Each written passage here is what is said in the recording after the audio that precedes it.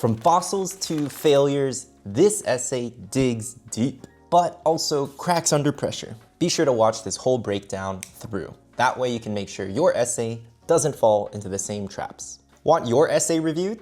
Send it to the contact below. The T-Rex hadn't moved in 65 million years, but somehow it moved me. At COSI, a children's museum in Columbus, I stood beneath its jaws, stunned that the seemingly frail yellow bones could survive millions of years underground. At first, my visits revolved around souvenirs from the gift shop, but now my focus shifted. Each exhibit demanded questions.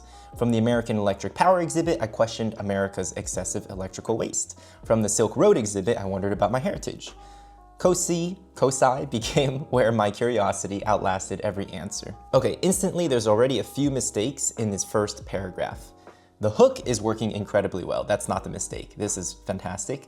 However, this isn't a description that is, I guess you could say, fundamentally unique to the student. Like, many kids are stunned by the fact that the dinosaur is quite old. I'm not entirely sure we need this detail, so I would actually save some of the precious word count for later. I think you can just say, I stood stunned beneath its jaws. Here is where, you can just elaborate and add a little bit of humor talking about the souvenirs you might mention. I revolved around like the fossil kit souvenirs, or maybe something really funny like the dinosaur snow globes. But that's a place where even just 2 or 3 words adds a lot more detail. Instead of just saying souvenirs, you can specify the type of souvenir. And in that way, we actually get a better sense of what the student is motivated by. Maybe they don't want to show that they're just a pure dinosaur kid, and they focus more on like, oh, there's like the lava lamp, or there's like some potato battery kits. And that showcases a little bit more curiosity as opposed to just saying souvenirs. But the main issue with this paragraph, and this happens all the time with so many students, is that you essentially repeat.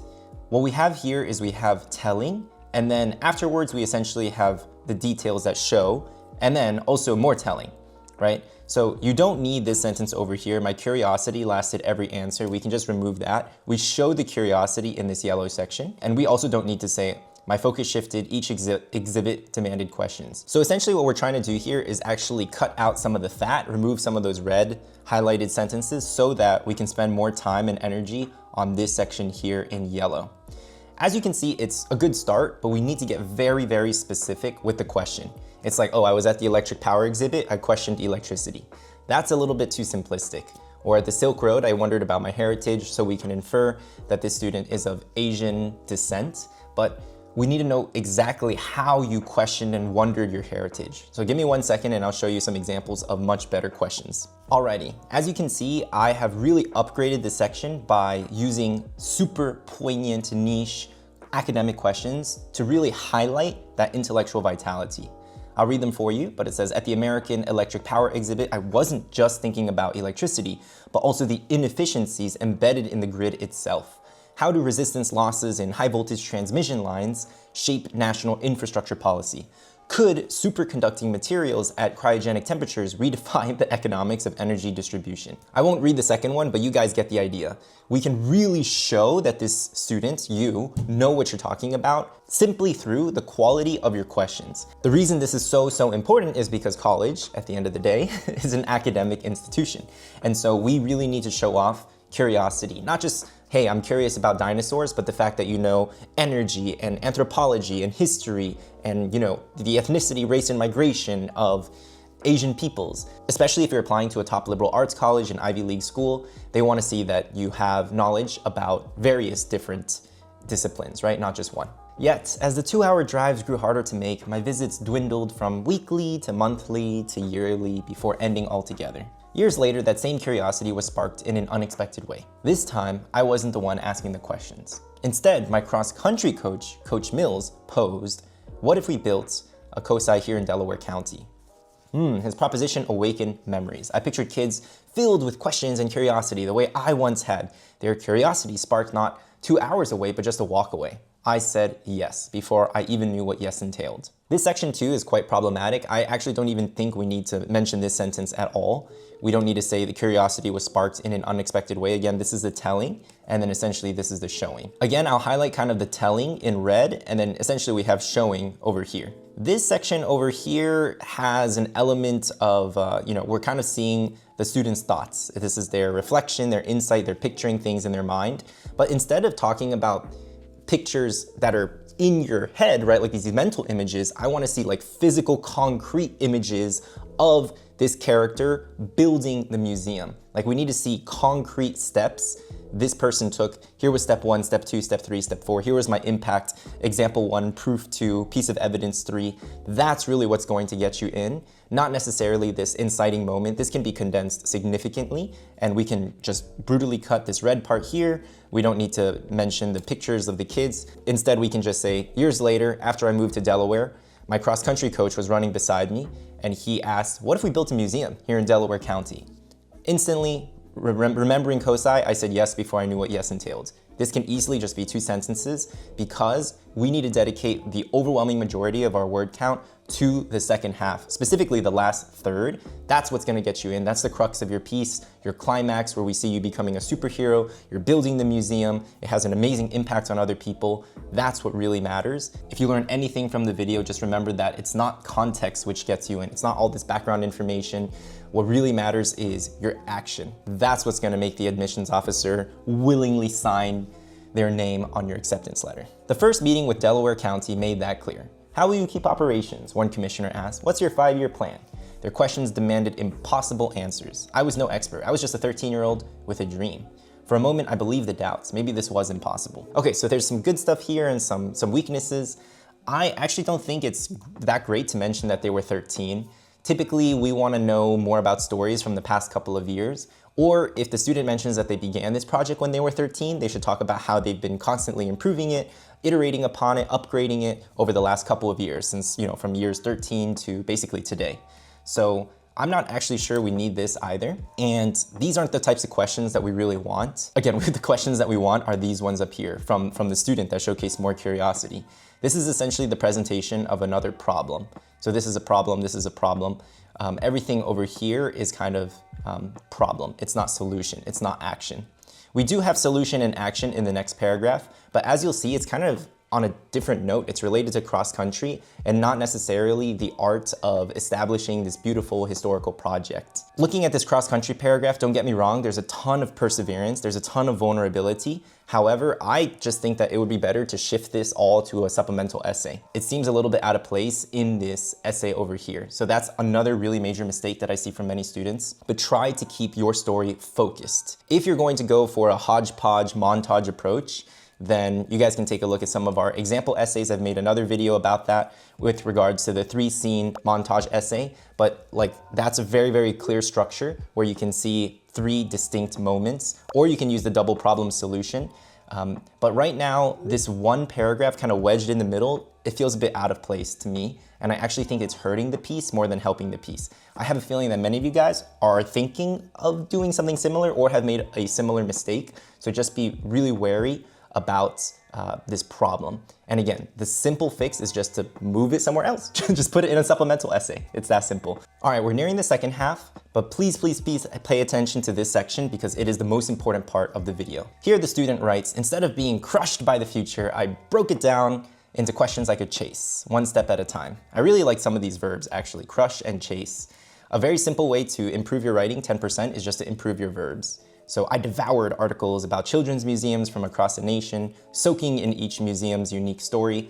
That's really powerful. I want to see some proof here. So he could say, I studied how this museum in Boston, used this really innovative exhibition method. I studied how this exhibit in Seattle was using augmented reality and software combined with, physical products in order to create a very unique and compelling customer experience. Those are the kinds of details that show wow, this student actually knows what they're talking about.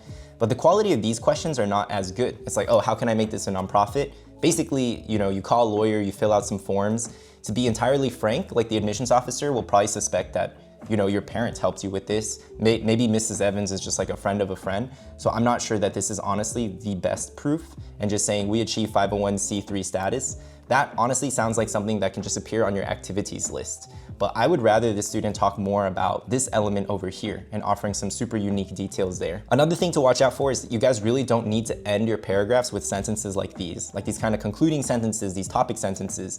You don't need that at all. So instead of here, you don't even need to say, instead of being crushed by the future. You can literally just put, so I devoured articles about children's museums. And this way will also save you some of those precious word count so that you can elaborate more over here. That's what's gonna get you in. This is the biggest problem with the essay. Like right here, we have so many details related to the nonprofit, logistics, and just being bogged down in paperwork. And basically, that's not enough to convince an admissions officer that you deserve to get in because you were able to get a partner, even if this was a pretty impressive partner, Ohio Wesleyan University, and you managed to get 501c3 status. These are details that are actually better communicated in your activities list or your resume. What's really missing here is impact. Like, I wanna see an example of the first exhibit that this student helped curate and its lasting, meaningful effect on a younger student, right? The younger student that they used to be. So here's what that might look like. Boom, new questions surface, not about paperwork, but about purpose. What would our first exhibit spark in a student's mind? I worked with my high school science teacher, maybe they can mention it's the same cross-country teacher, to design a fossils in motion exhibit. I'm just making up these details, but hopefully this gives you guys an idea. Okay, a child-sized T-Rex skeleton puzzle whose jaws only snap shut when kids pedaled a connected bike fast enough to generate power. On opening day, I admired, we can upgrade some of these verbs already, a group of third graders racing against each other, shrieking as the dinosaur finally chomped. Later, one girl, we can also put a name, names help, humanized, tapped my shoulder and asked, could real dinosaurs move if we gave them electricity? Her question made me giggle, not just because it was so imaginative, but also because it echoed the awe I once felt staring up at Kosi's T-Rex. Boom. This is the kind of banger paragraph that, yes, seals the deal. You're gonna get into Harvard, Yale, Stanford, whatever your dream school is. Don't get me wrong, the premise of this story, the topic, the theme, the arc is actually magnificent. The structure is not bad at all. We're just kind of swapping out some of the details and the meat, the content, in order to make this essay really shine. Looking back, I realized the project was never just about building another COSI in Delaware County. It was about how to live with doubt, both my own and everyone else's, while still running forward. Being a leader wasn't about having every answer, but having the confidence to bring others together to find them. Persistence wasn't blind endurance, but the grit to accept failure as feedback and keep going. And most of all, it was about passing on curiosity, to be in a place that makes the world bigger, stranger, and more exciting than previously imagined. The T-Rex stands after 65 million years. Soon, so will a museum in Delaware County, built not just from exhibits, but from a 13-year-old's persistence to believe in the impossible. This is not a bad conclusion at all. I highlighted my two favorite sentences in green, the one about passing on curiosity, making the world bigger, stranger, at the same time older and newer, more exciting than previously imagined. I think that's really compelling. Some of the sentences about running and perseverance, it just makes sense to move that somewhere else if we're also going to remove the cross-country paragraph. Again, you can save this for like a supplemental essay. So the parts about cross-country, which to be quite honest, isn't the most unique part as well. There's many kids who run cross-country, struggling to articulate myself today. And this paragraph here wasn't that unique in terms of a cross-country experience. I think like a lot of people run, to be quite honest, dozens, if not hundreds of miles. So here's our rubric. It's a 9-point rubric, and it's kind of like a logarithmic rubric. So going from a 6 to a 7 is almost like the story is multiple times better. And going from an 8 to a 9, an 8 is top 10%, a 9 is top 1%. So students who hit a 9 on our rubric, every single one got into a top 10 school in the last couple of years. Again, we have edited thousands of essays, so we don't get that many 9s, maybe just a handful.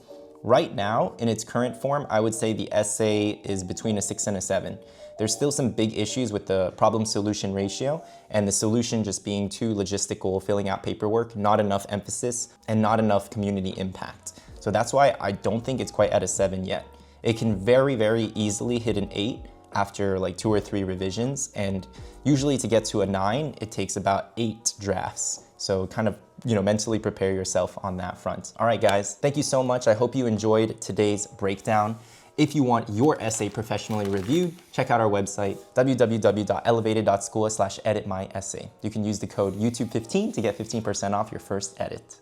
Thanks so much for watching until the end. Don't forget to like, comment, subscribe, and I'll catch you at the next one. Take it easy. Peace.